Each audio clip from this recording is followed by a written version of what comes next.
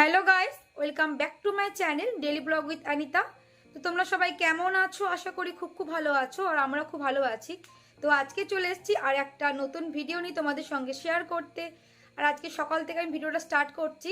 এরপর সারাদিন কি করব সেটা তো সবই তোমাদের সঙ্গে শেয়ার করব। তো তোমরা প্লিজ পুরো ভিডিওটা দেখতে থাকো আর সঙ্গে থাকো। আজকে ব্রেকফাস্টে গরম গরম বেগনি ভাজা আর সাথে মুড়ি। বেগনিটা সাধারণত মাই করে, কিন্তু মাকে বললাম দাও আজকে আমি একটু ট্রাই করে দেখি। আর এটা আমার ফার্স্ট টাইম, আমি এর আগে কোনোদিন বেগনি ভাজিনি। আমি সাধারণত সব রকম রান্না করতে পারি, যা বলবে করে দেবো, কিন্তু এই বেগনি ভাজাটা আমি কোনোদিন করিনি। তাই মাকে বললাম আজ একটু ট্রাই করে দেখি। ছেলে যেহেতু খাবো না বললো, তার জন্য একটু লঙ্কা গুঁড়োও দিলাম টেস্টি করার জন্য। এরপর যা যা লাগবে সবই এখানে দিয়ে দিয়েছি। তাহলে চলো ঝটপট করে আমি বেগ রেডি করে নিই, আর তোমরাও দেখতে থাকো। কালো জিরে দেয় না? কালো জিরে দাও। নুন লঙ্কা গুঁড়ো দিলাম অল্প, অল্প কালো জিরে দেবো, পোস্ত দিয়েছি।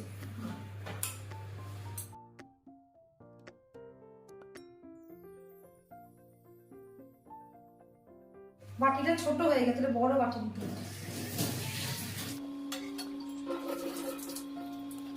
বেগুনগুলো মোটা মোটা হয়ে গেছে কাটা, চাকুটা ধার কমে গেছে দিয়ে। দাঁড়া, তেলটা গরম না হলে দেওয়া যাবে না।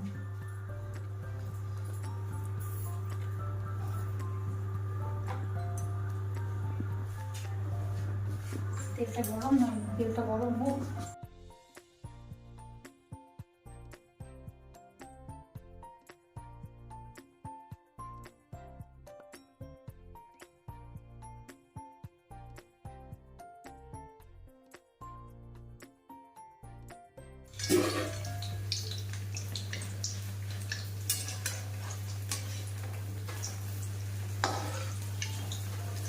বড় বড় করে সাইজ করলে দোকানের মতো দেখতে লাগবে।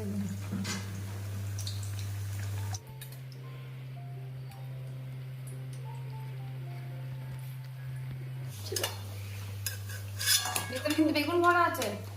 ঠিক আছে।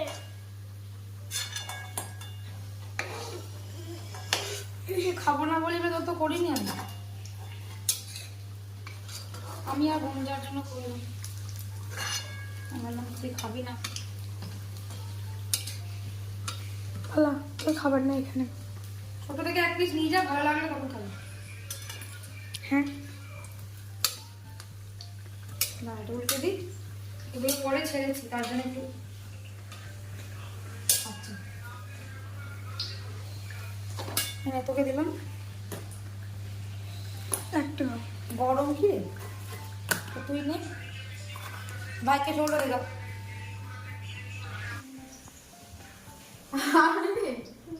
কর নিবি তুই যে বলি ভালো লাগেনি। ভালো আছে।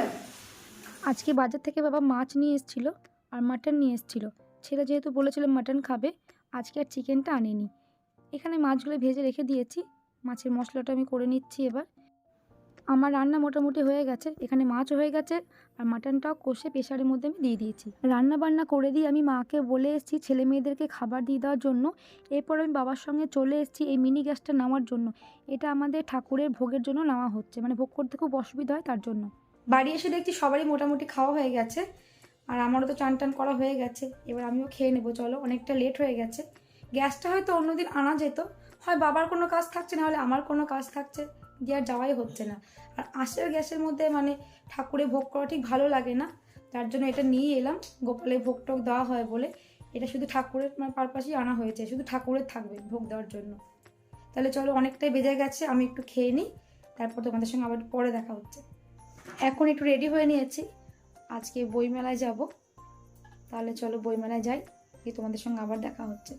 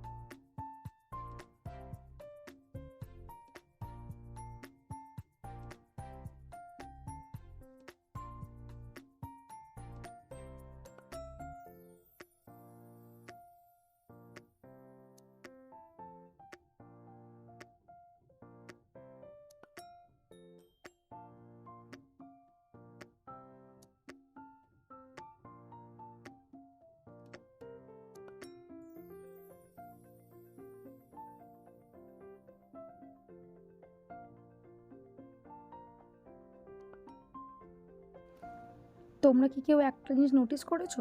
ভালো করে দেখো, আমি আর আমার মেয়ে একদম সেম সেম ড্রেস পরেছি। মেয়ে তো প্রচণ্ড রেগে গেছে। মেয়ে বই কিনতে যে স্টলেই ঢুকতে ছেলে কিনতে দেবে না, মানে ও যেহেতু নেবে না তার জন্য মেয়েকেও কিনতে দেবে না। কিন্তু এটা তো ঠিক না। মেয়ে বলছে ও নেবে না, আমাকে কেন কিনতে দিচ্ছে না। এই নিয়ে ওদের মধ্যে রাগারাগি হচ্ছে, যার জন্য মেয়ে এখানে বলল আমি ফুচকাও খাবো না, কটন ক্যান্ডি খাবো। তোর বাবা সেটাই কিনে দিচ্ছিল, আর ছেলে বলছে ও খেলে আমিও খাবো। কী করে বলো, যার মায়ের দুটো সন্তান হয় তারাই জানে যে কত জ্বালা। তার উপর আবার যদি আমার ছেলের মতো একটা জ্বালাতন মার্কা ছেলে হয় তাহলে তো তার মায়ের হয়ে গেল। এরপর দেখো এখানে শ্রুতির সঙ্গে দেখা হয়ে গেল। শ্রুতিটা আমাদের কাটোয়াতেই বাড়ি। আমার মেয়ে যার কাছে নাচ শেখে শ্রুতিও তার কাছে আগে নাচ শিখতো। এরপর আমরা মেলা থেকে বেরিয়ে আসি।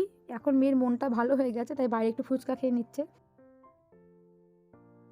আমরা বাড়ি চলে এসেছি, তাহলে চলো চেঞ্জ করে নিই, তারপর তোমাদের সঙ্গে আবার একটু পরে দেখা হচ্ছে। কি করছিস? স্কুল ছুটি দিন এই পালিশ পরে পরে বেড়াচ্ছিস? সকালবেলা একটা পরেছিলাম, পার্পল কালারটা তুলে দিয়েছে দিলাম। আর ইস্ত্রিটা খাটটা কেন? ইস্ত্রিটা ধুয়ে গেছে, সকালবেলা ইস্ত্রি করেছিল আছে। বেরাক, হাতটা ধুয়ে না, খাবার নেই।